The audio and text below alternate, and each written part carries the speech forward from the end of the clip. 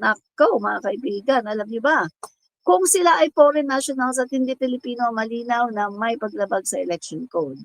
Ito po posibleng nakagawa ng election offense si Vice President Sara Duterte kung napatunayan or kung mapapatunayang totoo ang aligasyon na nakatanggap siya ng pondo mula sa Chinese na may kaugnay sa Parmali ang kanyang kampanya noong halalan 2022 ayon sa isang mambabatas.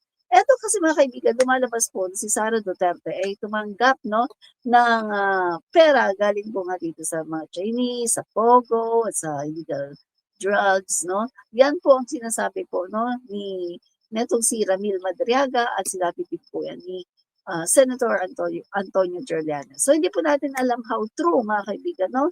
Hindi natin alam how true kung gaano po ito katotoo. Pero mga kaibigan, yan po ang nababalita at sinasabi naman po nila na meron po silang katibayan. So sa pagbulong po ng impeachment proceedings ay ilabas na lang ang katibayan para makita talaga ng taong bayan kung ano ba talaga ang katotohanan dito, no? Kasi hangga't hindi po nailalabas itong mga ebidensya na 'to, ito ay mananatili lamang na speculation, na allegation na wala pa pong proof, no? So kailangan po natin ng proof para po talagang malaman natin kung totoo ba talaga na tumanggap si Vice President Sara Duterte ng Pogo money, drug money, no? Yan po mga kaibigan.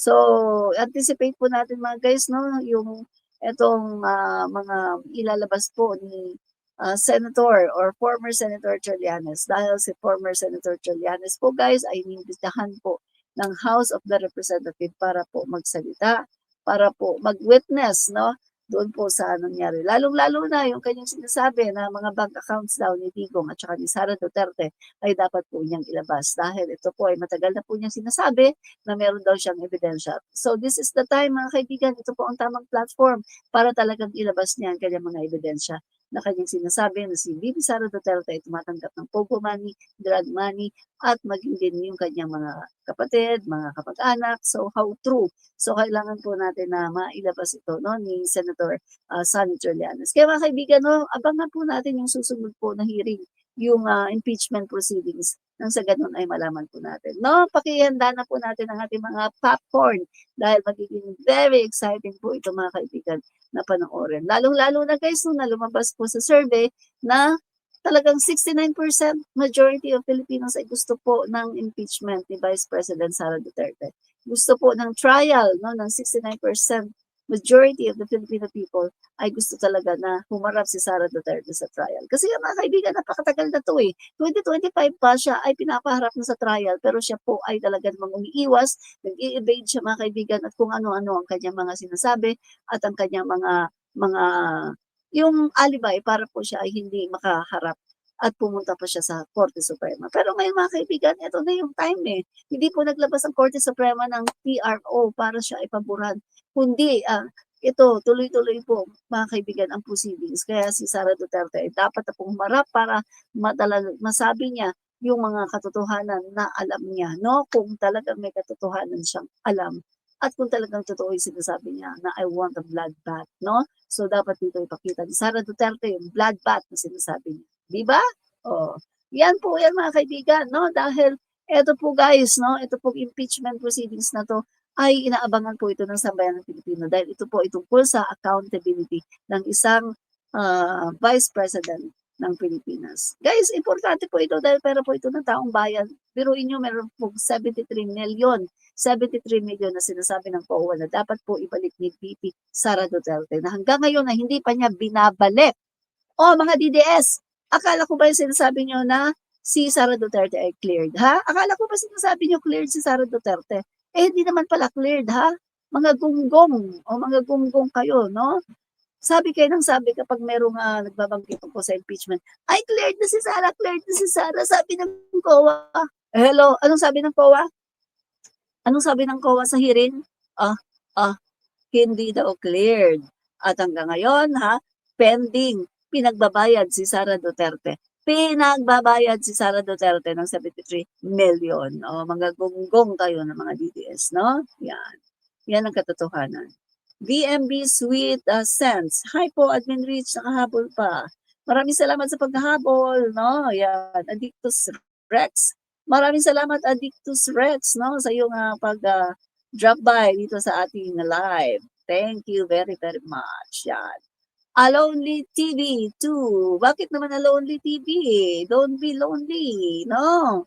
Happy, happy lang. BMB Sweet Sense, no? Life is too short to be lonely. BMB Sweet Sense. Kung ano man ang iyong problem, nag-assume ka agad na may problem, no? Baka naman pangalan lang na Lonely pero siya naman ay masayahin, no? Yan, sorry po Lonely ha. Nag-assume ka agad ako no? So, tingnan natin yung iba pa dito mga naman, hindi naman lumalabas yung mga komento dito, no? Yan. So, mga kaibigan, ano pa susunod po natin? Anong susunod? Ito pa pala, no? O yung Parmali, mga kaibigan, no? Yan, ito, yung Sara Duterte, kung mapatutunayang totoo ang aligasyon na nakatanggap ng pondo mula sa Chinese na may kaugnayan sa Parmali, ang kanyang kampanya noong 2022 halalan, ayon sa isang mambabatas. Oh, guys, no? Oh, yung mga nasa Parmali, di ba, close yan ni Digong. Oh, kung close ni Digong, yung mga nasa Parmali, ibig sabihin, talagang tutulong yan sila, no? Magbibigay talaga yan sila sa kampanya ni Sara Duterte. Given na yan, mga kaibigan. Ang masama dito, guys, no? Kasi, yan, nagkaroon sila ng pabor, no, sa gobyerno ni Digong. Okay lang sana kung nagbigay sila ng donation pagkatapos tapos na. Kaso hindi. Nagbigay ng donasyon pagkatapos ay nagkaroon po sila ng pabor, no? Nagkaroon sila ng pabor sa gobyerno, no? At saka alam naman natin na yung Parmali na yan, magkano lang ba ang puhunan yan? 600,000. 600,000 pagkatapos pinahawak, no? Binigyan ng kontrata na bilyones. Saan ka ba nakakita niya, no? First time in the history of the Philippines. Yan sa panahon yan ni Digong, no? Talagang grabe ang ginawa. Panluloko talaga sa sambayan ng Pilipino. Talagang panluloko, no? VMB, pretty paige o paige or page. Always kinig po, nasa work. Hello, everyone, BMB family. Yan. Maraming po salamat sa pakikinig at sana po ay nasa mabuti kayong kalagayan dyan po sa inyong kinaroroonan. No? Maraming po salamat. Yan. Okay. Sino pa dito? Okay lang po ate, Alumni TV, Cereza, of course. Yan. Okay lang pala siya si Alumni TV. Okay, ate Sweet Sense. Good evening po. Good evening daw sa iyo, Sweet Sense, no? Maraming salamat din, no, sa pag-drop by dito. At Chai Suarez, Evelinda Kaole, thank you sa pa-member. Salamat daw sa pa-member, sabi po ni BMB Sweet Sense. Yan, okay. Tingnan pa natin yung ibang nawawala. Nawawala guys, yung mga no? Nawawala siya. Sandali, tingnan ko. Tingnan ko dito sa YouTube mismo. Yan. Yan. Sana mag-appear dito. Ewan ko ba? Nakalagay top messages 137. Pero kahit isang message, walang nag-appear. Ito na ito. Yan. Ayaw nilang aminin na di santo ang Duterte. Daming mga kasalanan sa bayan. Pilit pa rin bulag-bulagan ang DDS. Sorry kayo, makikita nyo na ngayon na sila ay salbahe. Tita Juan, sabi po ni Tita Juan. At saka si Jesus Beltran Jr. 6765, Just Beltran Jr. of Cavite. Maraming salamat. Yan, sa pag-drop by. Franz Winnie Peg. Good evening everyone and everyone always stay safe. Good evening din po sa iyo. Maraming po salamat sa pag-drop by sa ating page. At saka si Ate Cholang 4540. Maraming po salamat at Ate Cholang. Tsaka si Marlene Castro. Hello po. Hello din po sa inyo, no? Yan. At saka si Francis Felipe. Y2O. Robin, ikaw nga maguntog ng ulo. Baka Robin, maguntog ka daw ng ulo. Yan. Japan, reliable ally ng Pinas. Oo nga po, no, ang Japan. Correct po kayo, no? And Mary Jean Baya 2692. Good evening po. Good evening din po sa iyo, Mary Jean Baya. At saka sino pa ba? Okay lang. Francisco Felipe. Normal. Salamat. Yan.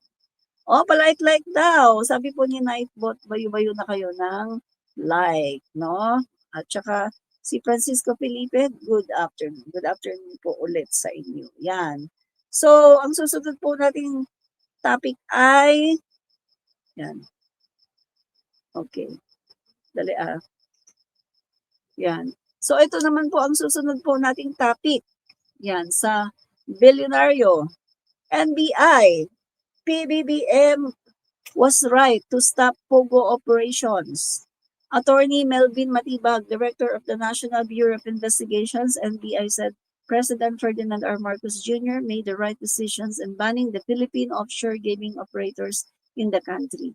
In 2025, Marcos signed Republic Act 1231-2, institutionalizing the ban of POGOs and declaring their operations and other related activities illegal. Yan mga kaibigan, no?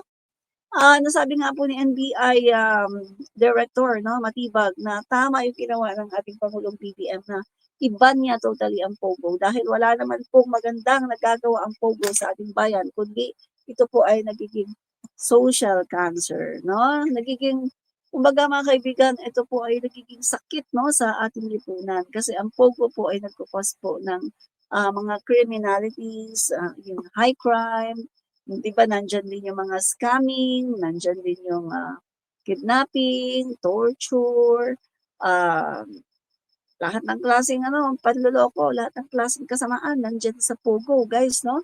Pagkatapos pinipenetrate pa nito yung ating mga komunidad, yung ating mga gobyerno, kinukurap yung ating mga opisyales sa pamagitan po ng pagbabribe sa kanila, pagbibigay ng mga dirty money from POGO.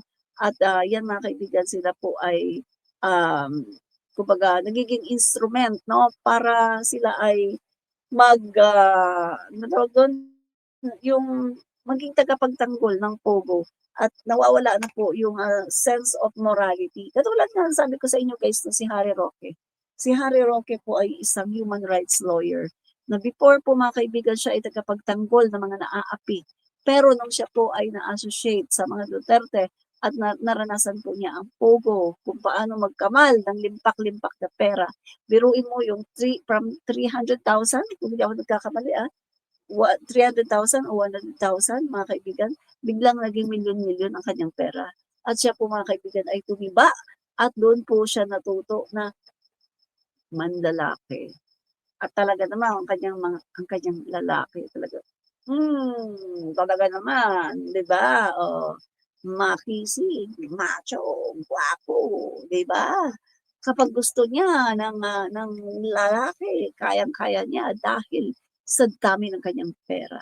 So masyado po siyang nag-enjoy sa kanyang kayamanan. Masyado po siya nag-enjoy sa dami ng kanyang pera dahil po sa POGO at nawala po ang kanyang moralidad, no? At siya po, instead na maging human rights lawyer, siya po ay naniniil ng mga mahihirap, nangaagaw ng mga lupain. Kaya nga po, di ba, nagkaroon siya ng issue ni Madriaga kasi si Madriaga ay may mabuting puso, naawa doon sa mga magsasaka, tinulungan niya yung mga magsasaka. So, nangyari, nagalit si Harry Roque, dinimanda si Ramil Madriaga. Ang nangyari, nagsumbong si Ramil Madriaga kay Sara Duterte, pakitulungan mo naman ako dito sa kaso ko kay Harry Roque. O anong nangyari? Hindi siya tinulungan, no? Hindi siya tinulungan. Kinampihan po ni Sara Duterte si Harry Roque. Kasi nga, may plano sila na gawing POGO hub, yung mga lupain na yan. Yan daw po ang plano, no?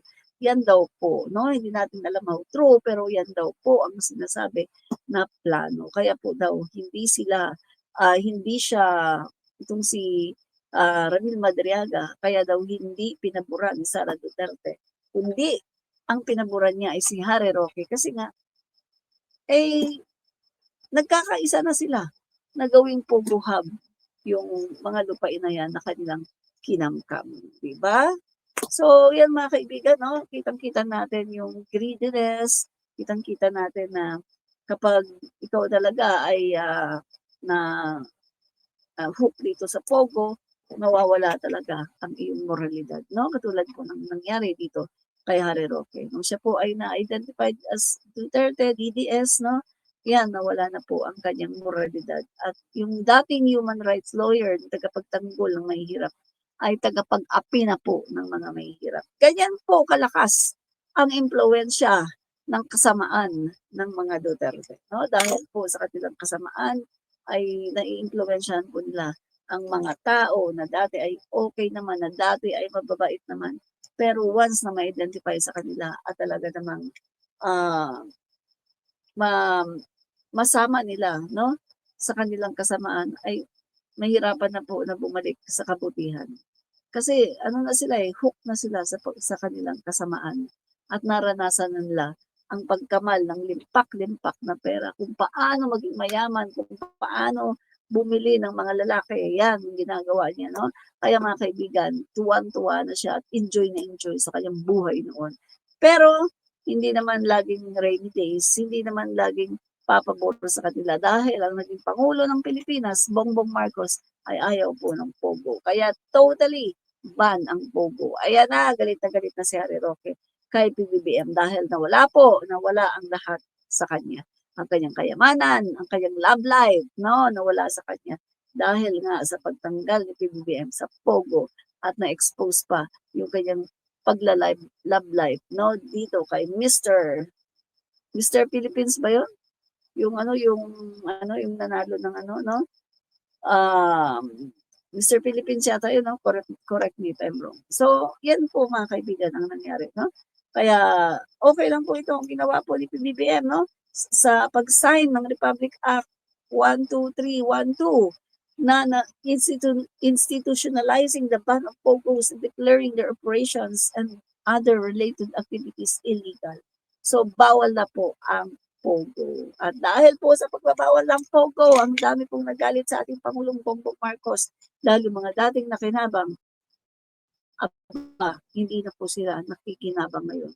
At yung iba ay talagang inis na dahil, guys, no, yung mga Pogo hub na noon ay talaga namang nandyan po, no, yung mga Pogo na yan. Aba ngayon, mga kaibigan, ay ginagawa na lang katulad ng walang gutom kitchen, no, napakalaking Pogo hub ay na lang pong walang gutom kitchen. Kung saan kinukupkop ang ating mga kababayan na mga homeless na nasa daan sa kalsada at sila ay pinapakain doon. Yan po mga kaibigan ng ating ng ating Pangulong Bongbong Marcos, may tunay na pagmamahal at pagmamalasakit sa ating bayan. Di ba? Ano pong masasabi nyo? No? Comment nga ang inyong sagot. Yan. Okay. Yan. Okay guys, no? Ang susunod po nating topic ay yan. Tingnan natin ang ating susunod na topic. So, anak ko, itong si Rowena Guanzon, ano sabi niya? Ngayong nahuli na si Saldico, balik tayo sa flood control kaysa sa impeachment. Ay, hindi naman po pwede yan. Kasi, ongoing ang flood control probe, ongoing din ang impeachment. Hindi naman pwedeng, ay, flood control lang, ay, wala nang impeachment. Hindi pwede yon. Kasi kailangan matuldukan ang kasamaan at ang kagreedihan ng Vice Presidente sa pera. Kailangan pong mawakasan yan, no? So, kailangan pong i-probe dito, no? Sa trial, yung tungkol dito sa mga nagawa ni Sara Duterte. Ngayon, kung ayaw niya mga kaibigan, ay siya na ang bahala. Kung ayaw niyang dumalo, ibig sabihin lang yan, ay talagang guilty siya. Yung bloodbath na sinasabi niya ay wala naman pala, hindi naman pala totoo, no? So, alam natin guys, no, na kaya ng House of the Representative, kahit ilang hearing pa yan, kahit ilang ano pa yan, kaya ng House yan dahil masisipag po ang nasa Kongreso. Hindi po sila tamad. Hindi po katulad ng iba dyan sa Senado na may mga tamad at hindi po pumapasok, napakatagal na, pero kumukubra lang ng sweldo, no? So, ito pong si Rowena Buangson, no? Sabi niya, iharap niyo ngayon sa Blue Ribbon si Saldico, 18 Marines, Governor Chavez Singson, Diskaya, Martin Luther. Yung mga binabanggit niya, puro naman 18 Marines, Mario Josep, yung affidavit, palyado. Chavit Singson, naku wala ding ibubuga. Diskaya, naku lalo namang wala. Sinungaling, 'no? So, eto mga kaibigan, bakit hindi ka na lang mag-appear dun, Rowena Buangson. Tutal mukhang marami ka namang alam, eh. Ikaw na lang mag-appear dun, baka mamaya ikaw pa ang makapagpakulong sa tao na inis ka, 'no? Sa tao na sinasabi mo na mastermind, pero wala naman, hindi naman makita ng katiwalian. Hindi naman makita na siya ay guilty, 'no? So, hanggang diyan na lang kayo sa puro na lang salita, pero wala na kayong magagawa, 'no? So, itong si Rowena Buangson, 'no, mga guys, yung boboto dito, 'no, ay isang malaking bugok, no? Eto ba iboboto itong ganito? Mata pobre yan, eh, kapag wala kang Gucci, 'pag wala kang Rolex, 'no, wala kang kotse, aba hindi ka in, mata pobre yan. Ilang beses na yan mga kaibigan nakikipag-away, sa mga common tao, take note, common tao inaaway niya, 'di ba? Sana man lang mag-away sana man lang umaway siya ng elitista. Umaway siya ng katulad ni Daniel Rason, ni Billionaire Rason, awayin niya yun, tingnan natin kung hindi siya makulong. Gawan niya ng fake news, 'di ba? Katulad ng ginawa ni Kiko Barsaga, ano, oh, buti na lang may piyansa, 'di ba? Kung hindi, kulong, buti na lang may pera, 'di ba? So, itong si Rowena Buangson mga kaibigan, 'no, hindi yan mananalo kasi alam ng ating mga kababayan na siya po ay may saltik, 'no? May saltik po yan, eh. Kung wala ba namang saltik yan, aba, kakamping, inis na inis siya sa DDS no'n mga kaibigan, 'no? Talagang kanyang kanyang, pinagmumura at kanya talagang, galit na galit siya sa mga DDS. Pagkatapos ngayon, DDS pala siya, 'di ba?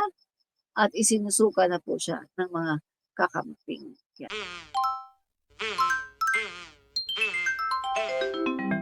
Kakulango.